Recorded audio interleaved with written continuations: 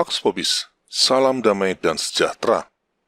Sebuah surat dari Uskup Agung Vigano yang ditulis tanggal 9 Juni 2020 lalu hampir dapat dipastikan akan membawa keguncangan bagi gereja Katolik.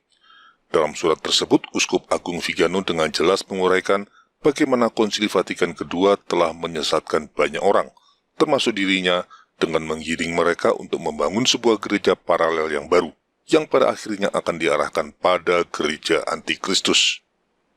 Surat ini begitu penting karena ditulis oleh seorang gembala gereja yang terkenal bersih dan jujur, yang telah membongkar skandal keuangan di Bank Vatikan semasa kepausan Benediktus XVI dan menjadi peniup peluit kasus skandal homoseksual Kardinal McCarrick. Karena sepak terjangnya yang meresahkan banyak orang di Vatikan, dia diasingkan dari sana dan diangkat menjadi Apostolic Nuncio di Amerika Serikat sebelum akhirnya pensiun. Uskup Agung Vigano adalah orang dalam yang tahu begitu banyak tentang apa yang sesungguhnya terjadi di balik tembok Vatikan, sehingga untuk mengatakan apa yang diketahuinya, dia harus bersembunyi karena jiwanya terancam. Uskup Agung Vigano sepakat dengan pernyataan Uskup Athanasius Schneider yang mengaitkan deklarasi sesat Abu Dhabi dengan kekeliruan yang ada dalam dokumen Konsili Vatikan II, Dignitatis Humanae. Namun ia tidak setuju jika solusinya adalah dengan merevisi teks-teks yang bermasalah. Uskup Agung Vigano membandingkan Konsili Vatikan II dengan Sinode Pistoia di tahun 1786 yang diadakan dengan semangat pembaharuan yang sama. Sinode itu akhirnya dikecam dan dokumen-dokumen yang dihasilkannya diabaikan.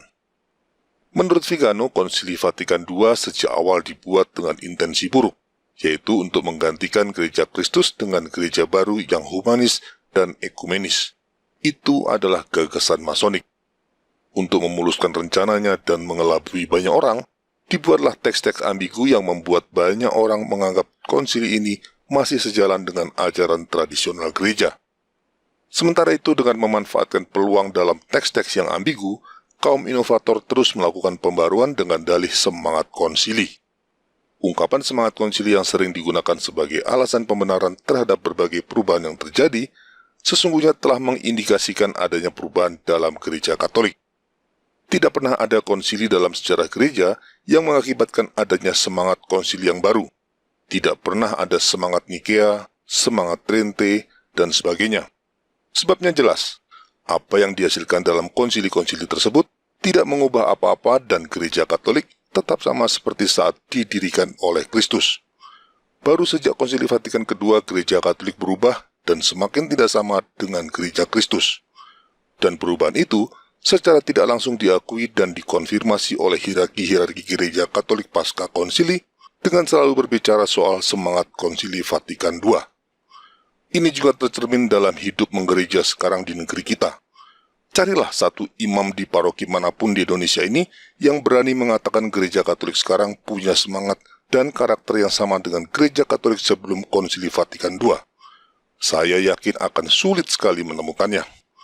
Bukan hanya itu, tanyalah pada imam di paroki kita masing-masing, apakah benar di luar gereja Katolik tidak ada keselamatan? Kita pasti sulit menemukan imam yang berani menjawab dengan tegas tanpa pelintat-pelintut, ya, benar, di luar gereja Katolik tidak ada keselamatan.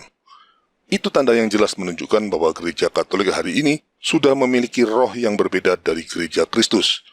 Bangunannya mungkin masih sama, struktur hierarkinya mungkin masih sama, tapi semangat dan karakternya sudah berbeda. Karenanya menurut Uskup Agung Vigano, dokumen-dokumen Konsili Vatikan II perlu diabaikan dan dilupakan, sama seperti yang terjadi pada Sinode Pistoia. Dalam tanggapannya kepada Profesor Paolo Pasqualucci sehubungan dengan suratnya tanggal 9 Juni tersebut, Uskup Agung Vigano mengatakan tentang dokumen-dokumen konsili adalah lebih baik apabila seluruhnya dibuang dan dilupakan. Ada yang menarik dalam suratnya pada tanggal 9 Juni tersebut. Uskup Agung dengan jujur mengakui dirinya telah tertipu. Sama seperti saya dengan jujur dan sungguh-sungguh mematuhi perintah-perintah yang diragukan 60 tahun yang lalu, karena percaya itu mewakili suara penuh kasih dari gereja, begitu pula hari ini dengan ketenangan dan kejujuran yang sama, saya menyadari bahwa saya telah ditipu.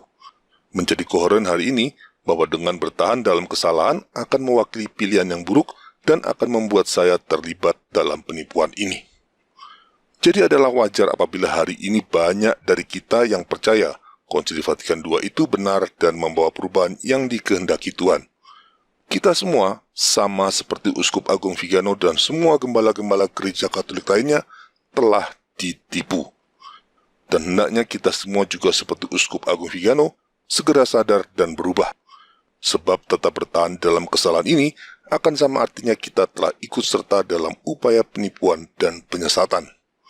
Setidaknya sikap yang diambil Uskup Agung Vigano sama seperti yang diingatkan Tuhan dalam kitab Wahyu. Pergilah kamu, hai umatku, pergilah daripadanya supaya kamu jangan mengambil bagian dalam dosa-dosanya, dan supaya kamu jangan turut ditimpa malapetaka-malapetakanya.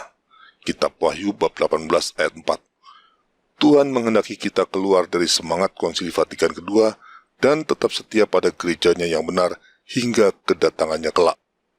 Viva Christo Rey.